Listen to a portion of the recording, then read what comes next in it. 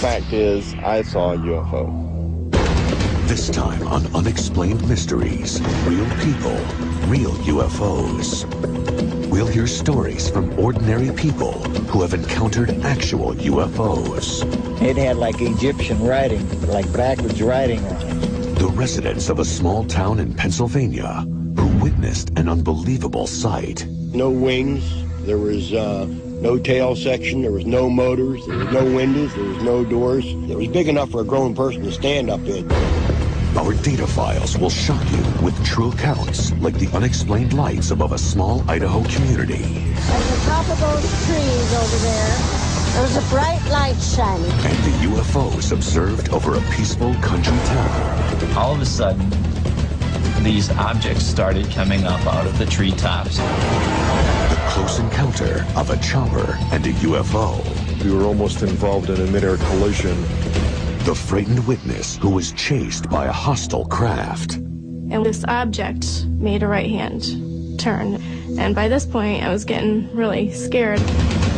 The remarkable reports of actual physical evidence of unidentified flying objects. I noticed that on the back of the vehicle, it had something that was covered by a tarp. The irrefutable accounts of military personnel who witnessed UFOs while on duty. The light tracked at a high speed and came to a stop, altered direction. The disturbing case of one man who was threatened if he went public with what he saw. All these guys coming in telling me that if I don't keep my mouth shut, they're going to throw me in jail. And we'll give you the final evaluation with our UNX report. Here on Unexplained Mysteries, real people, real UFOs.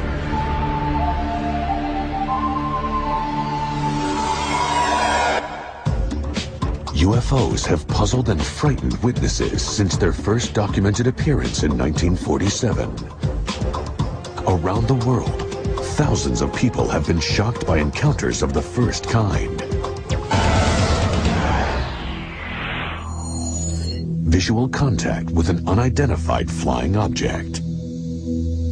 I saw this big triangular shaped 3 lights on each corner coming over my house. Sliding through the sky, and it tilted like it was looking down at us. Over there, at the top of those trees over there was a bright light shining. Encounters so close, witnesses can actually see the details on the UFO. You turn up on our side and you see like laser beams of light. And there are mysterious phenomena threatening innocent humans. In Scranton, Pennsylvania, a woman was followed by an object in the night sky. And this object made a right-hand turn. And by this point, I was getting really scared. Victims traumatized by what they saw. I've never seen him shake. He actually was just shaking. I feel uncomfortable in the dark, not because I think there's a monster out there waiting for me, but because there's something out there, and I didn't see what was behind the light. Some witnesses support their claim with startling videotape evidence and even the testimony of local police officers. I didn't believe it initially when I received the call that there would be anything of substance. I saw 4 or 5 bright objects up in the air. In Gulf Breeze, Florida, a man videotaped what he says is an actual UFO. But the fact is, I videotaped and saw a UFO. And his account is confirmed by his neighbors. There's a lot more people willing to acknowledge that they've had a sighting than 5 years ago.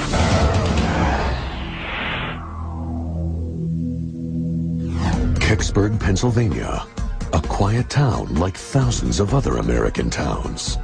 After some townspeople saw a UFO, the town would forever split into those who saw it and those who don't believe them. I happened to look up in the sky and I seen this red fireball. It sure wasn't a meteor, because I've seen them fall before. I never seen any of them with blue lights on. And it looked like it made a turn and come back again.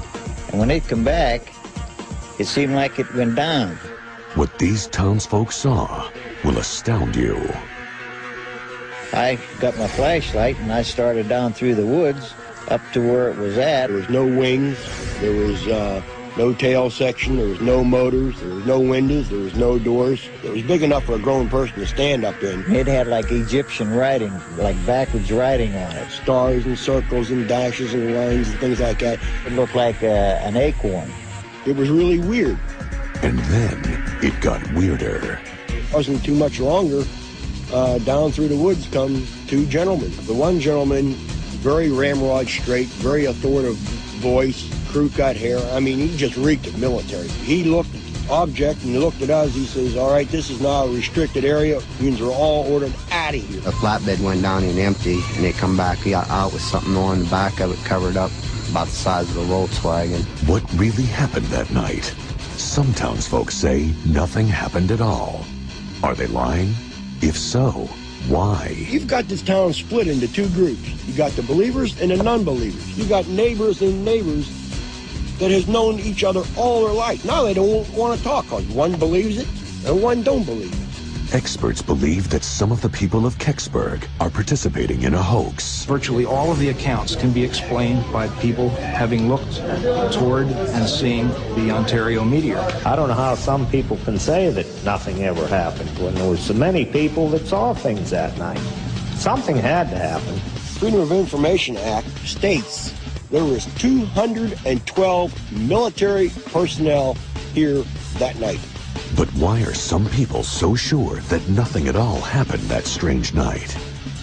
UFO researcher Stan Gordon has been investigating this case since he heard the original report. Could be that some of these people were in the wrong place at that time. They were in a position where they didn't see what was going on. The fact that there are dozens of people independent of each other who don't even know each other yet, who have given us detailed information about what they experienced and saw that night. And they're giving us confirming information that has not been published yet. There is no hard evidence or debris from the crash, so Gordon's research is limited to relying on people to tell the truth. As in so many of these cases, you have to go by the eyewitness accounts. And in this case, the eyewitness accounts are very, very strong. If we had the physical hardware, the mystery would be over. Soon after the Kecksburg incident, Clifford Stone saw a strange delivery at Lockland Air Force Base in Ashfield, Ohio. Kecksburg is only 200 miles away. I noticed that on the back of the vehicle, it had something that was covered by a tarp. It was about 10 to 12 foot at the base, 12 foot tall. It looked like a chocolate drop. When my friend told me that every question I ever had about UFOs was under that canvas, I was mystified. Do these residents of a small town know the truth? As far as they're concerned, they simply want the answer once and for all. The public has the right to know the true facts regardless of what the object was or what really occurred. What was the object and why after 27 years haven't they revealed what really was found? Who or what is behind the UFO phenomenon? Coming up, we'll show you more shocking evidence of UFO encounters. This was an object that moved at a very fast rate of speed. Unassailable testimony from police officers who witnessed UFOs. Saw 4 or 5 bright objects up in the air. And stay tuned for actual footage of UFOs recorded by eyewitnesses, including rare footage of a new type of sighting. We now are going through a series, it seems, of daylight sightings. And we'll find out if UFO sightings are simply hoaxes. Judgment, if you will, but the fact is, I videotaped and saw a UFO. But are they friendly, or are they a threat to our existence? This object made a right-hand turn, and by this point, I was getting really scared. Why has the military been engaged in a UFO cover-up, even forcing their own servicemen into silence? We were just told to not say anything about this to anybody outside of Combat Information Center. The commander told me that I wasn't even supposed to mention this. We'll tell you about the civilian watchdog group that took matters into their own hands. The Air Force was being very secretive about UFOs, and we were trying to get information out. And stay tuned for the summary of all the info in our UNX report, here on Unexplained Mysteries.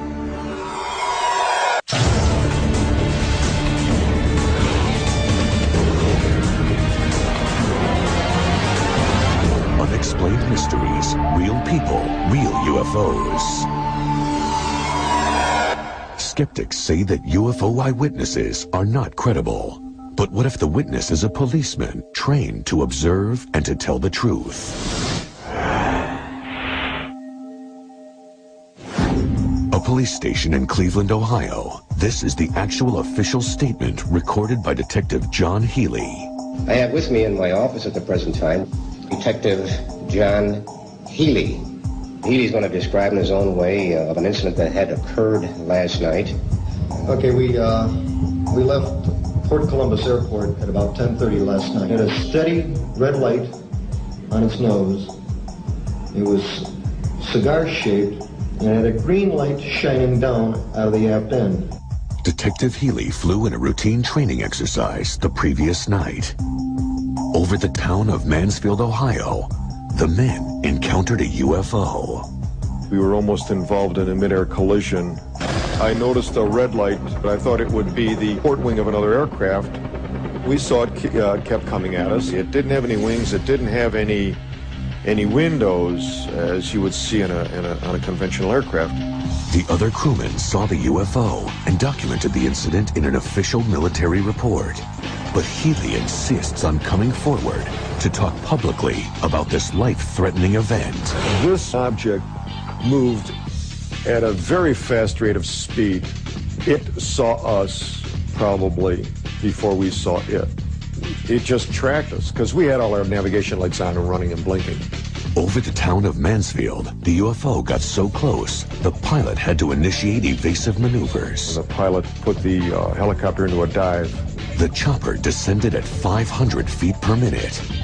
When it reached an altitude of 1,700 feet, the UFO shot a tractor beam at the helicopter. This was just a humongous green light just shining down on us in a very definite cone shape. You could look at the light, you could actually see the beam of the light.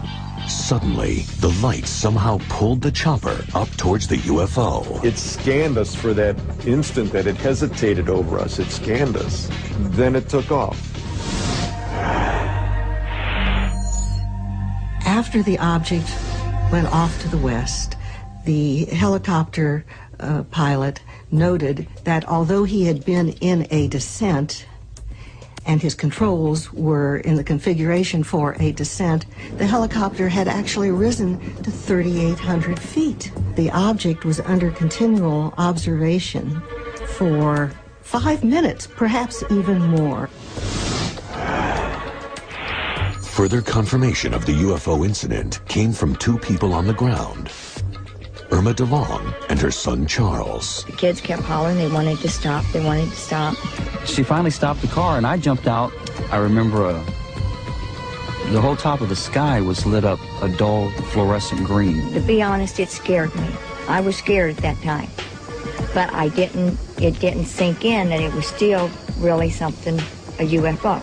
This brought together two groups of witnesses. It established the exact location of the event. We were able to compute the flight path of the helicopter.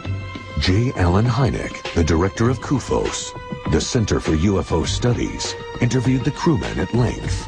Their drawings of the UFO were strikingly similar. More disturbing was their sense that the UFO intended to destroy them.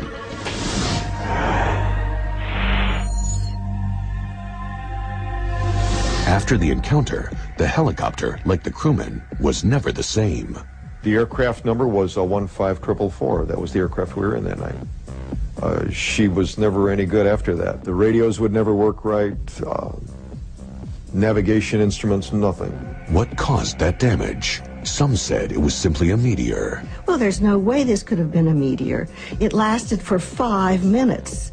No meteor takes 5 minutes to cross the sky from horizon to horizon. Detective John Healy and several witnesses saw a flying saucer. Its purpose, perhaps deadly, is still unexplained.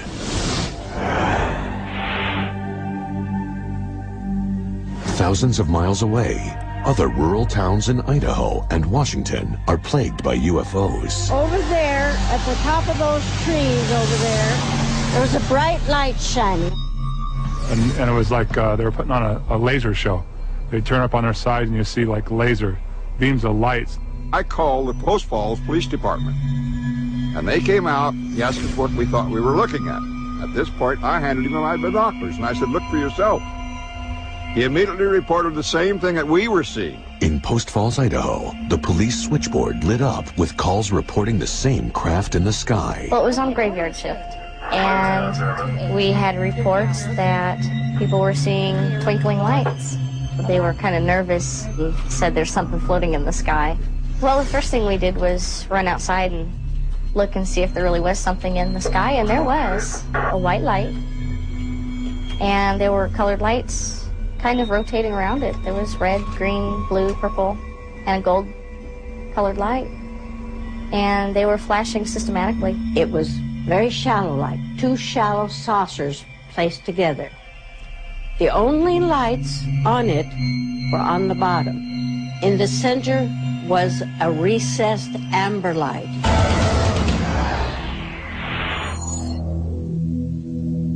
A Post Falls local shot this compelling videotape. It shows one of the crafts in the sky. In order for the camera to pick up the object, the light emanating from it would have to be unusually bright.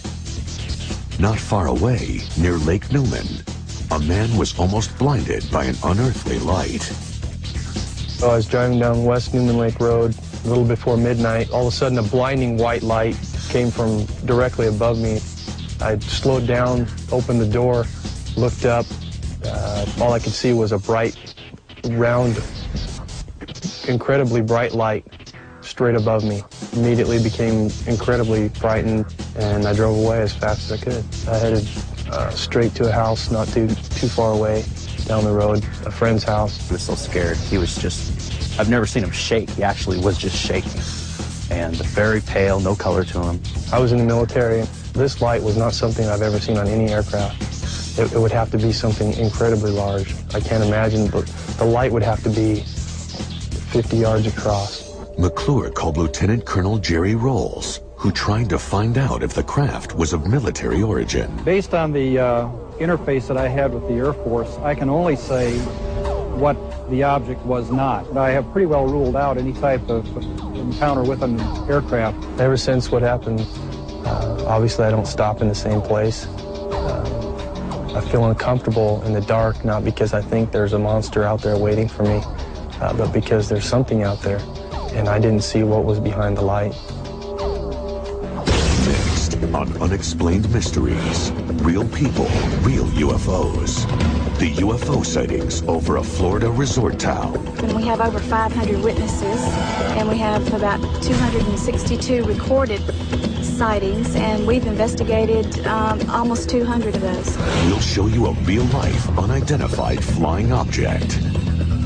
But the fact is, I've videotaped and saw a UFO. And the expert analysis of UFO footage that seems to verify their existence. The photographs, the videos, the witnesses have all proved positive. And the witnesses that are threatened. And this object made a right-hand turn. And by this point, I was getting really scared. The incredibly advanced technology. But is it of human origin? It was doing about 4,000 miles an hour. And why does the military intimidate civilians, along with their own servicemen, into silence? I had some pictures of it that I took. They told me if I had any more pictures and if they come out, I would end up in jail, or there's not out for them to do. I think they are probably covering up the incidents with the FDR because they're covering up all incidences of UFO sightings. And all these questions and answers will be summed up in the UNX report on Unexplained Mysteries. Unexplained Mysteries, real people, real UFOs. Why are there so many sightings in a picturesque little town in Florida?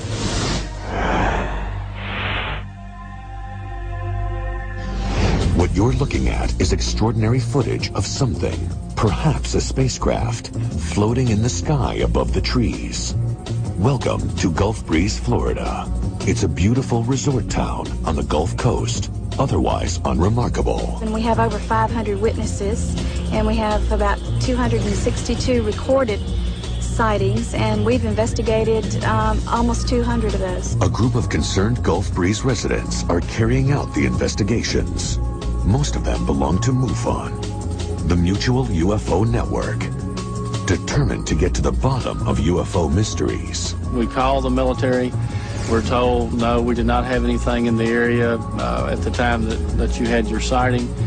Of course, there will be those that say, well, that's the typical military response. In 1987, Ed Walters and his wife Frances took incredible photographs of a UFO. At first, Ed was concerned that he would be mocked, but eventually he sent them to Dwayne Cook, publisher of the Gulf Breeze Sentinel. Dozens of people came forward to relate their own accounts. One of the more recent videos shows a light that was red, and all of a sudden it turns white and starts flashing. It's extremely brilliant pulses of light. It appears that it's as if the actual size of the image, which would be related to the size of the light source itself, changed in like 1/30th of a second or so, from one TV frame to the next. We don't have anything that could do that, so far as I know. Soon, dozens of people turned out at night and captured UFOs on videotape. To videotape a UFO at night is one thing, but capturing one in the light of day minimizes the possibility of hoaxing. We now are going through a series, it seems, of daylight sightings. The photo and video evidence that we've recently seen from Gulf Breeze is far more important than all the previous UFO photo and video evidence combined. 90% of sightings happen at night. Only 10% are reported during the day. And now, more people are stepping forward as UFO eyewitnesses. People like doctors and lawyers and real estate people, and it's just not a bunch of lunatics running around saying that they saw lights in the sky. This is footage of one of the Gulf Breeze UFOs. The daylight sightings that we've had of the last year have all been authenticated. The photographs, the videos, the witnesses have all proved positive. Ed Walters saw unusual bright flashes in the sky, but this time in daylight. Panning around here, 360, there's the sand dunes, that's the north. Oh, jeez, goodness gracious. Over those dunes right there. A shiny object that floats in the sky briefly, then vanishes. There she is, right there. Oh my God, just hovering right there. Oh, Jesus, wouldn't you know it? Video analyst Jeff Sainio authenticates Walter's tape.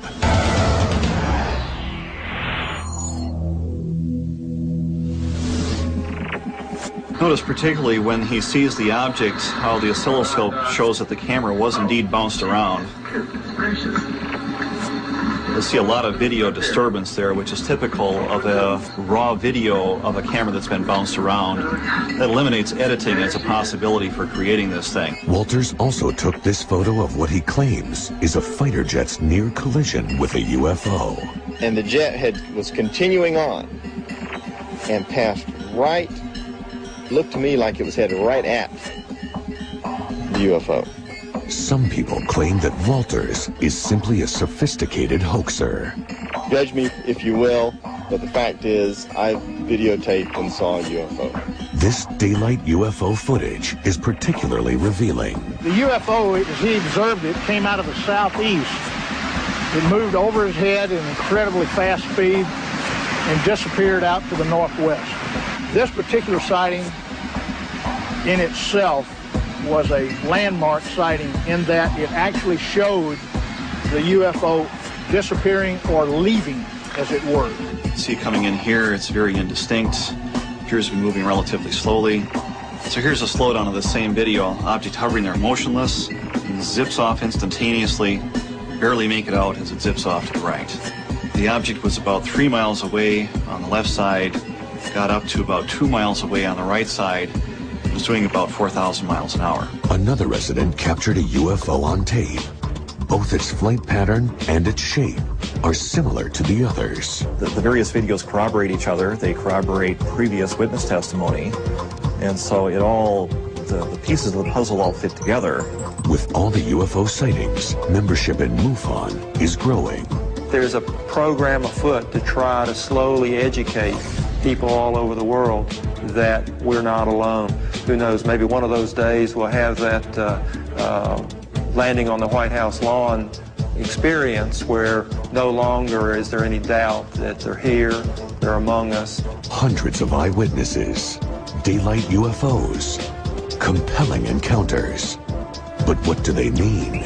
I do believe there is a growing pattern of contact which suggests that we are getting closer to actually meeting the neighbors. Gulf Breeze is part of that pattern. Later on Unexplained Mysteries, real people, real UFOs. What caused a skeptical police officer to become a believer in UFOs? I didn't believe initially when I received the call that there would be anything of substance. I looked up in the air and I saw 4 or 5 bright objects up in the air. We'll explore the case of the Scranton UFOs. It was just about dusk, and as we were there up by the power lines, all of a sudden, these objects started coming up out of the treetops. They were just everywhere. It seemed wherever we turned, there was another one. I just remembered not hearing a sound. We'll take a close look at the military's role in the Cherry Creek incident. I thought, well, what the hell did I do to deserve this? All these guys coming in telling me that if I don't keep my mouth shut, they're going to throw me in jail.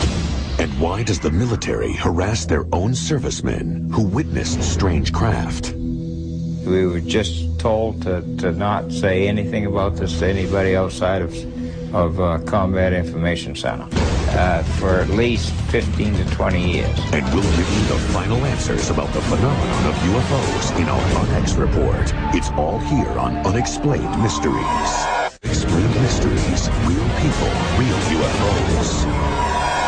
Most UFOs are witnessed from a safe distance, but sometimes they get up close and threatening.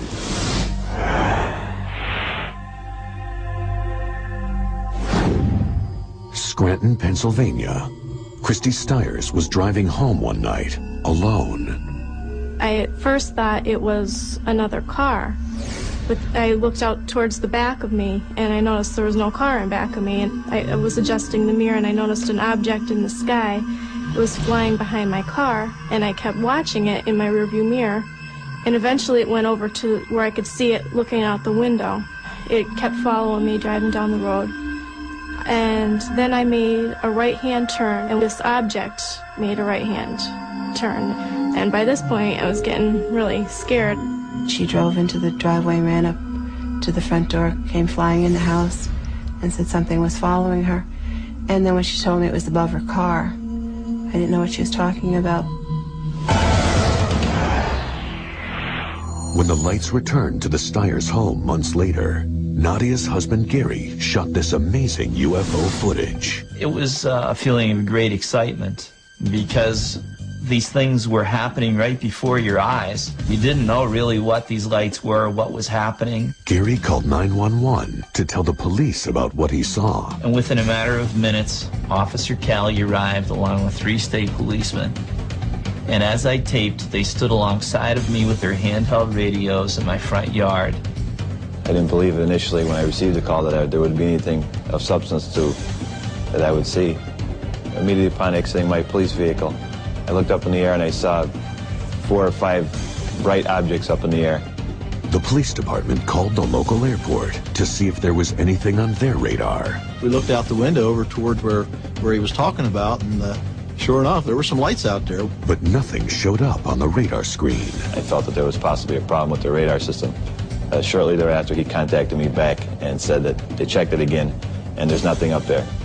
A few nights later, Gary Stiers encountered more lights in the night. It was just about dusk, and as we were there up by the power lines, all of a sudden, these objects started coming up out of the treetops. They were just everywhere. It seemed wherever we turned, there was another one. I just remembered not hearing a sound. As always, there were those who did not believe that anyone saw a UFO. All I know is that we taped some unusual lights and objects in the sky. The night of January 8th did happen, and I wasn't the only person that saw these things. And all I can say about the tape is that it speaks for itself.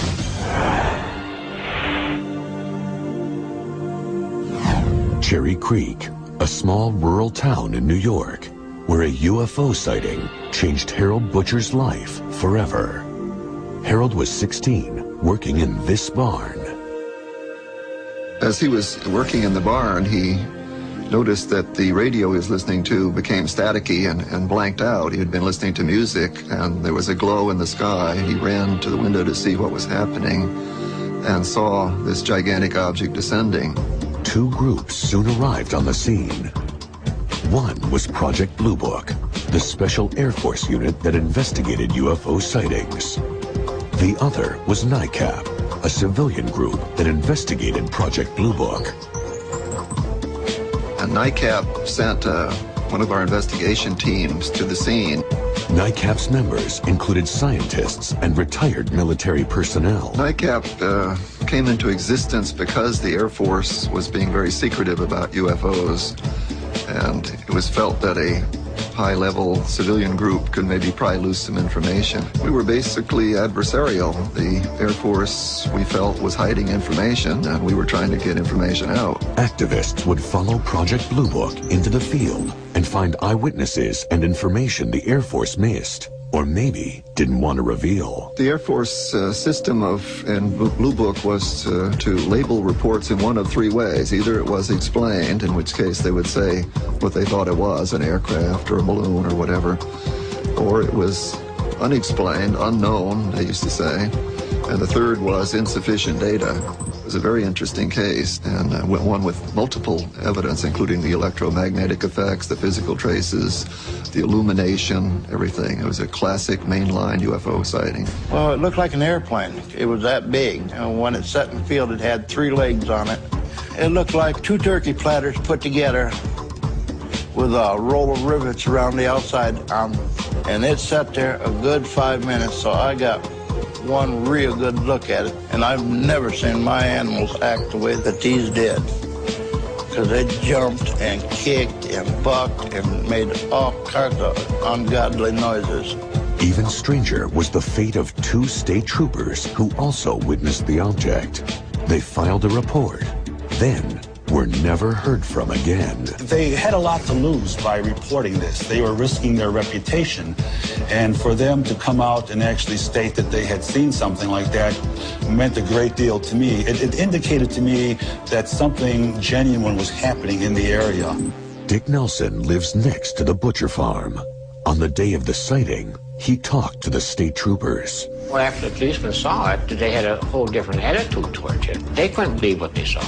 Then the Air Force arrived. Next thing I know, here come this guy from the Air Force. They had a truckload of guys that taped off the whole area out there. An Air Force officer started making threats. I had some pictures of it that I took, and the Air Force took them, and they wouldn't even let me have them. They told me if I had any more pictures, and if they come out, I would end up in jail or the nut house, one of the two. Despite the Air Force's apparent cover-up, they may have left the biggest piece of evidence. They classified the incident as unidentified. The fact that the Air Force classified this as an unidentified is very interesting and very significant, because they were very stingy about doing that.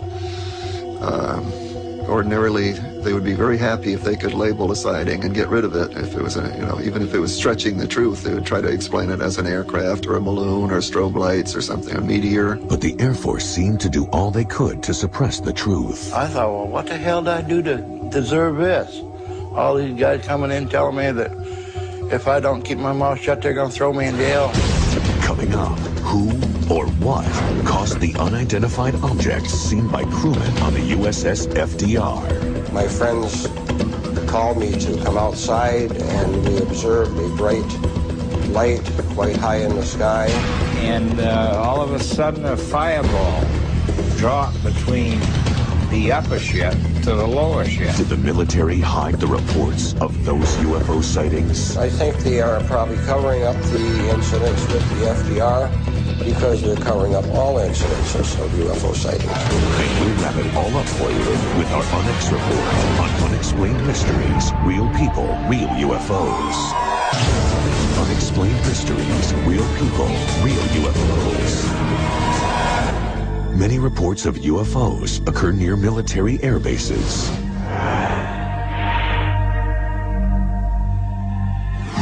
The U.S. aircraft carrier Franklin D. Roosevelt was on maneuvers off the coast of Cuba. Suddenly, a brilliant object appeared. I saw a bright light and forward of the bow on the right-hand side, which would be the starboard side. So I follow these guys up to the flight deck, and we're watching this little object, like a light, that was following our ship. And then it came out of the sky at us. It looked like a star, but was much brighter. The light tracked at a high speed and came to a stop, altered direction, and accelerated to high speed, stopped again. Contrary to Navy procedure, these 3 veterans were not asked to file reports, and there is no record of the sightings. Strangest of all, none of the other men who saw the UFOs can be found. During maneuvers codenamed Operation Mainbrace, there were many UFO sightings. A plane from the FDR was followed by an unknown object.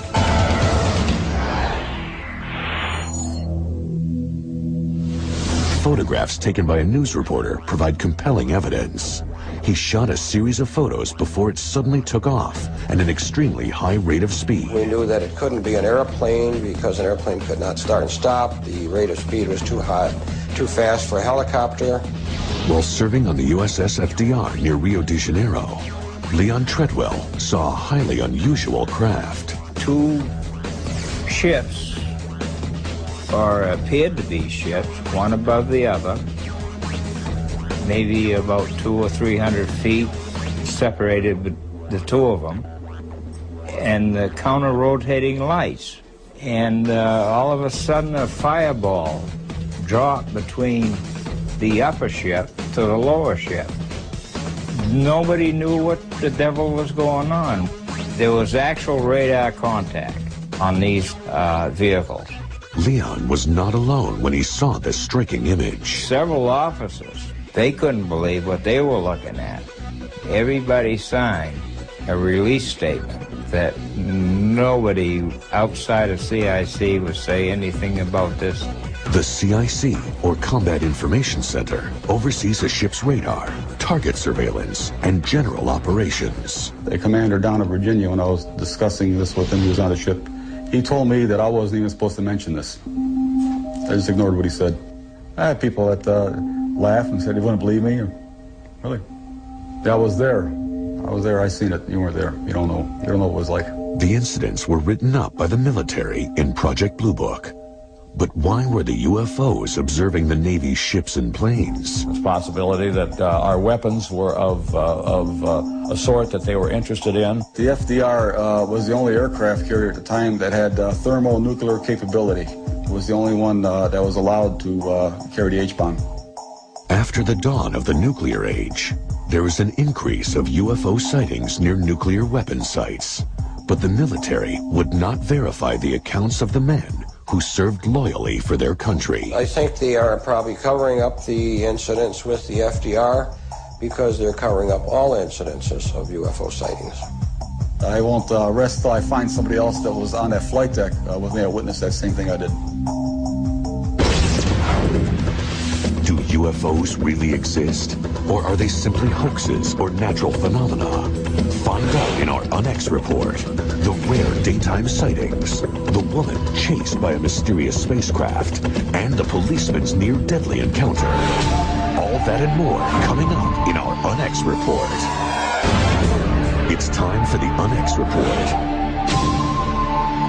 UFOs, do they exist? I saw this big triangular shape, 3 lights on each corner coming over my house. Just like it was sliding through the sky, and it tilted like it was looking down at it. You got the believers and the non-believers.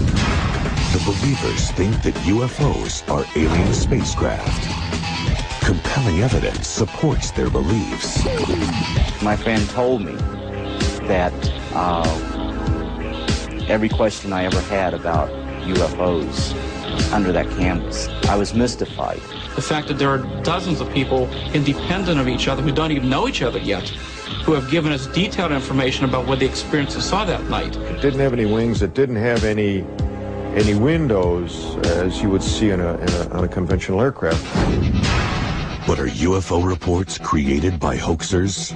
Judge me if you will, but the fact is, I videotaped and saw a UFO. Skeptics maintain several theories that explain UFOs are not alien. They're not even spacecraft. Virtually all of the accounts can be explained by people having looked toward and seeing the Ontario meteor. But if UFOs are not alien spacecraft, why does the military seem to cover up their existence? They told me if I had any more pictures and if they come out, I would end up in jail or the nut house, one of the two. He looked object and looked at us. He says, all right, this is now a restricted area. It means we're all ordered out of here. What about these real people who've seen unidentified flying objects? I feel uncomfortable in the dark, not because I think there's a monster out there waiting for me, but because there's something out there, and I didn't see what was behind the light. Immediately upon exiting my police vehicle, I looked up in the air and I saw 4 or 5 bright objects up in the air. The people in the community who have said that they've seen UFOs are people like doctors and lawyers and real estate people, and it's just not a bunch of lunatics running around saying that they saw lights in the sky. UFOs exist. People have witnessed unidentified objects in the Earth's skies. But what exactly are they? We may never know. For now, they must remain an unexplained mystery. Who knows, maybe one of those days we'll have that landing on the White House lawn experience. I know what I saw, and I'm not going to deny it.